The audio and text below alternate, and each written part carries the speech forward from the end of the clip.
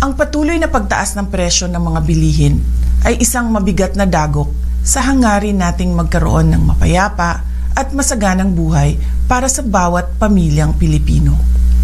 Hindi normal ang ating pinagdaraanan.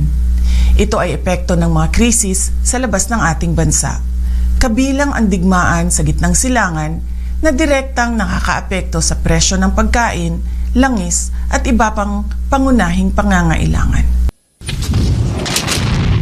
The crisis at the Strait of Hormuz has the global economy on edge. Iran has effectively closed the vital shipping lane, cutting off oil and gas flows from the Gulf to the rest of the world.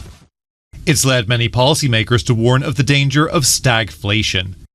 That's when three things come together: high inflation, high unemployment, and slow economic growth.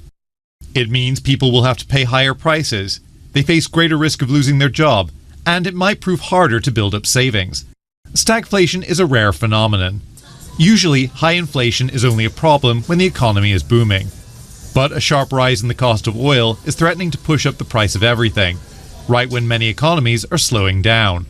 Sa kabila nito, ang tanggapan ng pangalawang Pangulo ay patuloy na nagsasagawa ng mga programa na noon pa man ay nakatuon ng tumulong sa inyo na makatipid at makaraos sa araw-araw.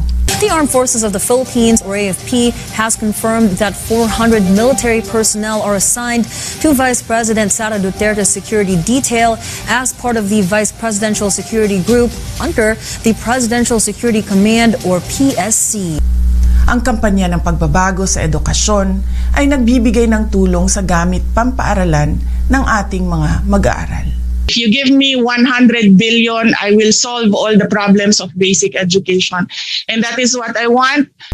Ang bus ng OVP ay patuloy na nagbibigay ng libreng sakay para sa ating mga commuters sa Metro Manila, Cebu, Bacolod, Davao at Tacloban. Magnanakaw sa bayan hanggang kailan, pinagkakait ang karapatan, hawak nila'y pera sa ating galing, pero ang sagot, puro hangin, puro hangin, puro hangin, puro hangin, puro hangin.